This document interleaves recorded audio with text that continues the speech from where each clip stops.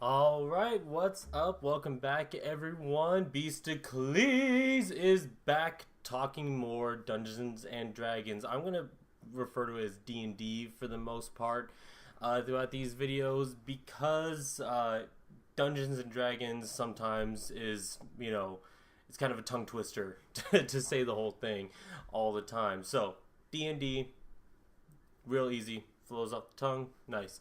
All right, so I wanted to go ahead and expand a little bit more off the topic that I was talking about in the last video, introducing the topic that I'd be going into Dungeons and Dragons and how to play. But before I get into that, I just want to let everyone know that my reason for posting these videos is because I really do want to encourage people to play, be it people who already play and encouraging to get out there and continue to play and grow the community, and as well as introducing new people to the topic, and hopefully inspiring people to also want to find their own group or get into it in their own way and start playing the game themselves. So you know hopefully I can encourage that.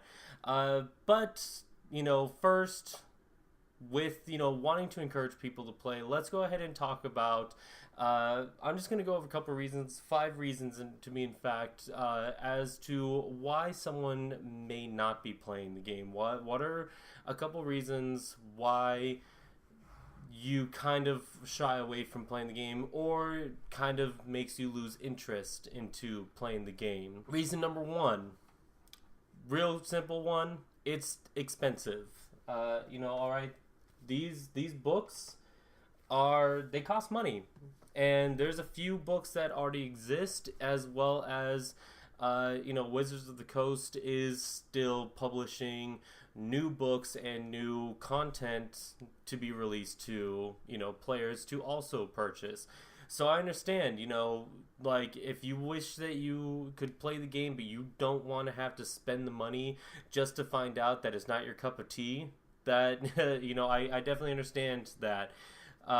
Online, you could go online, and there's a lot of online communities that, post information from the books for you. So if you need a quick answer to something, you can go there. There's wiki pages. However, with that, you got to tread carefully, because not all pages are very comprehensive when it comes to the wiki forums, as well as you can even simply find PDFs of these books online. So, if you are just trying to get started, you just want to dip your toe in the water, but you don't want to have to spend the money, you can find PDFs. And I know that it exists on the iPhones. I'm not familiar with the Android apps, or whatever other smartphones exist out there. But there, you could find on the iPhone an Acrobat reader, so you can pull you can download the PDFs from the web, put them onto your Acrobat and it's right there at the palm of your hand, basically, and you can just quick reference it. I do it, as well as I have the books, just if I need to do a quick search on that really helps out. It's really useful. So number one, cost too much. There's a possible remedy for you. Just simply go online and find the information online for free. Reason number two, the game has a lot of information in it. I mean, this book, it's basically a textbook, so that's completely understandable that you look at it and it just seems daunting. It just seems like, whoa, what am I about to get into? I have an interest to play, but holy crap, do I have to, take an entire class to study this? Hopefully not. And it is a lot of information, and that's what I want to try and remedy with these, how to play videos, as well as I know that I'm not the only channel that's doing this. There's a lot of other channels that are doing how to play the game videos. So, I'm just kind of throwing my, self out there to add to that type of community, and hopefully my videos can help make it fun and understanding, and something that is just less daunting when you look at the information in the book, and then you have, a video to reference to help you learn the information. So there you go. That's another hopeful remedy for another reason why you might not want to play. Reason number three.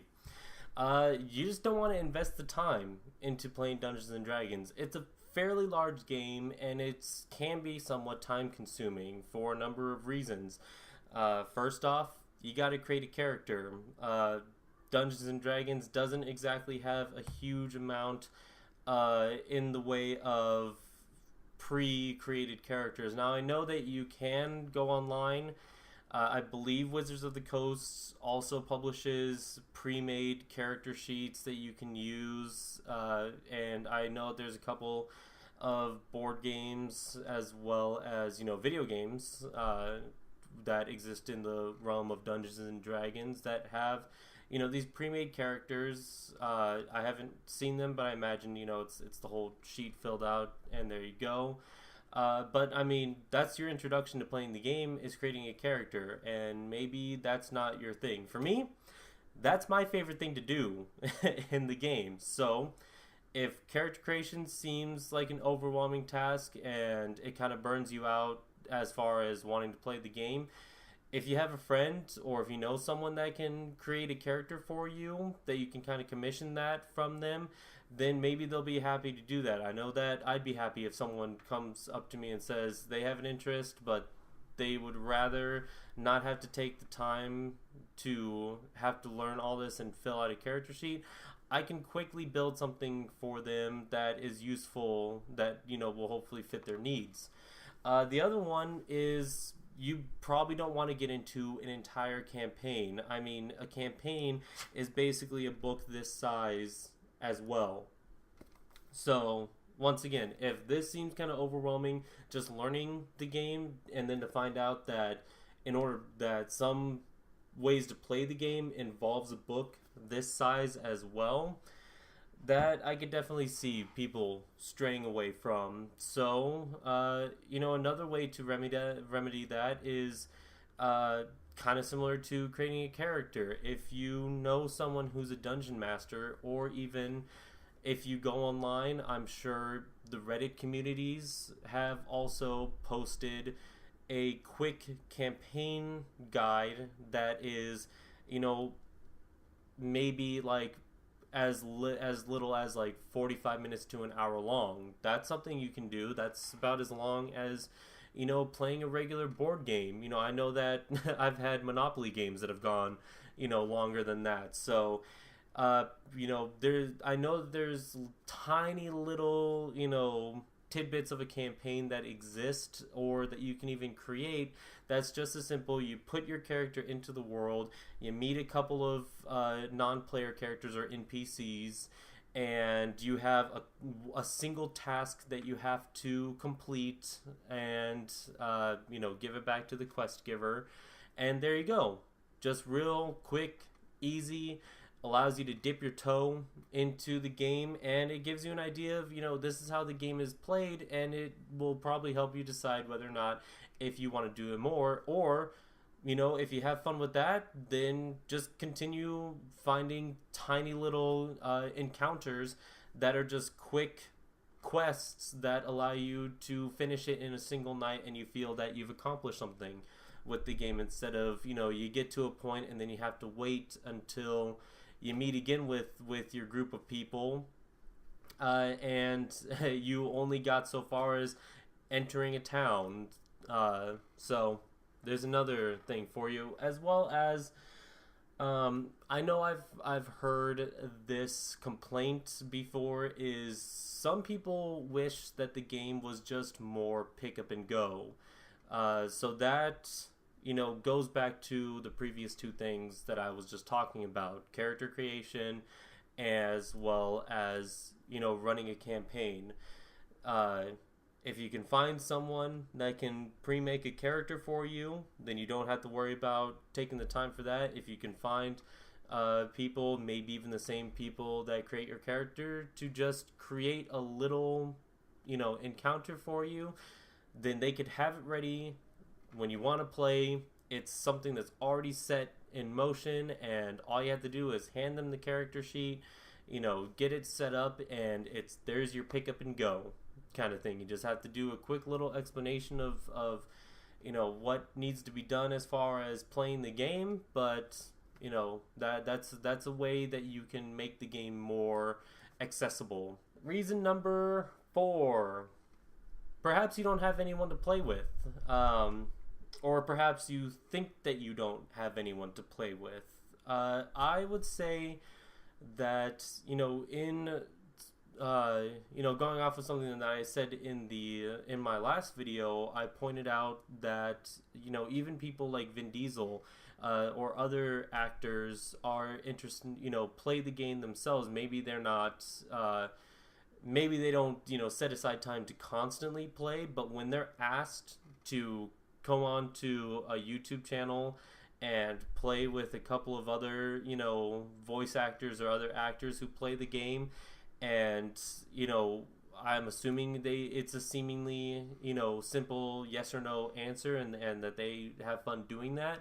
I'd say things like that, where you see celebrities playing the game as well, I think that helps bring it more into a mainstream. And I definitely believe that, especially within these last number of years, I feel that the Dungeons and Dragons community has been growing, and it has been falling a little bit more into a mainstream. That's just my observation. Now, maybe it's the exact same as it was before. Maybe it's gaining more traction than I see, but it seems like it's starting to kind of become a little bit more mainstream, in the world. That being said, we also live in a social media, a world driven by social media. So, if you have a bunch of friends on Facebook, or Twitter or Snapchat, or, however you follow your group of friends or your community, simply just put a post out on that and just ask the question, hey, I'm interested in playing.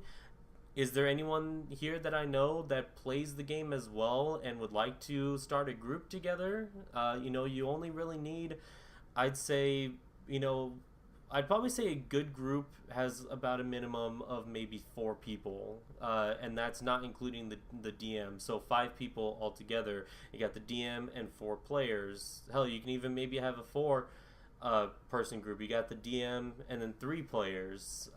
It just depends on how big of a campaign you want to do, or what type of things you want to do while you're playing the game. Will dictate how large of a group you really need.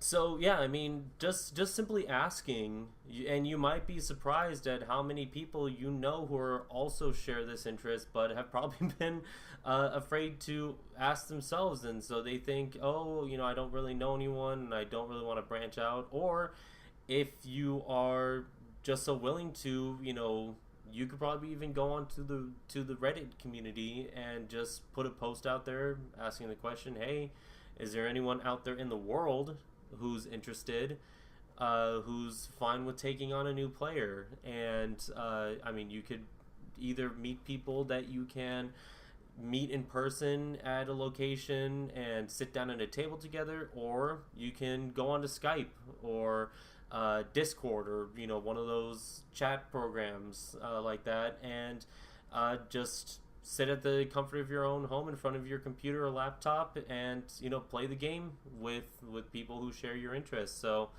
there's a couple of options for you if you feel that you don't have anyone to play with. There's people out there that exist that want to play, and I'm sure would be pretty encouraging of bringing on a new player if you are brand new to it as well. Last, maybe you're just thinking, I'd like to see how the game is played. Maybe not so much go out and figure out, okay, I don't want to go invest the time to watch a how-to video and see about how to create a character or learn how to play the game. Maybe you're a person who learns from actually seeing it play. I know myself, sometimes if I'm sitting down to play a board game, reading the rules, I'll read through the rules and get no idea about how the game is played. So sometimes I like to go and find people who have already played the game, or maybe if I'm with friends and they're playing the game, maybe I'll sit out, around, and I'll just watch them play, and I gain an understanding of how the game works. And with Dungeons and Dragons, there's a lot of communities. To name a few, D&D, literally D&D, and I'll post all of this. I'll try and post all these links in the description below. D&D has a Twitch stream, and they stream quite frequently too, so you can catch a live game at any time. There is another popular one, Critical Role. They have a Twitch stream as well as they have a podcast. So if you can't catch their Twitch stream, then you can listen to all of their past streams in podcast form, which is what I like to do. And it's really nice because if you happen to be at work or you're out and about, you can just flip on the podcast and just listen to it being played, get an understanding of that. Another one is Dice Camera Action. That's another pretty popular channel that does Dungeons and Dragons with a few in the nerd culture celebrities, such as Pro Jared and Commander Holly. Holly Conrad is on there playing that. And then last one I can think of is Dungeon Delve. That's a podcast. I believe that's the official Dungeons and Dragons podcast.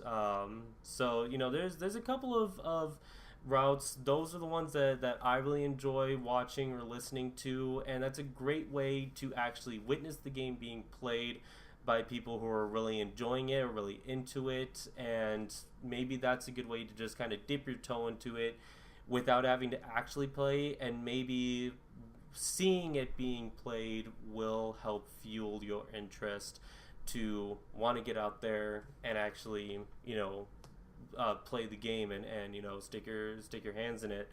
That sounded really wrong, what I just said there. I might cut that. I don't know. Maybe I'll leave it in. So, those are 5 reasons that I probably would come up with as to why someone might say, I'm not playing, or why it would disinterest someone into actually getting into playing, other than just the simple reason of, I have no interest. If you have an interest but you haven't started playing, here's a couple of reasons that I can think why you haven't started. If you can think of a couple other reasons that I didn't cover, then go ahead and address them in the comments below, and I'll try and make a future video and try and see if we can't come up with remedies to those reasons that I didn't cover in this video. So until then, I'll see y'all next time.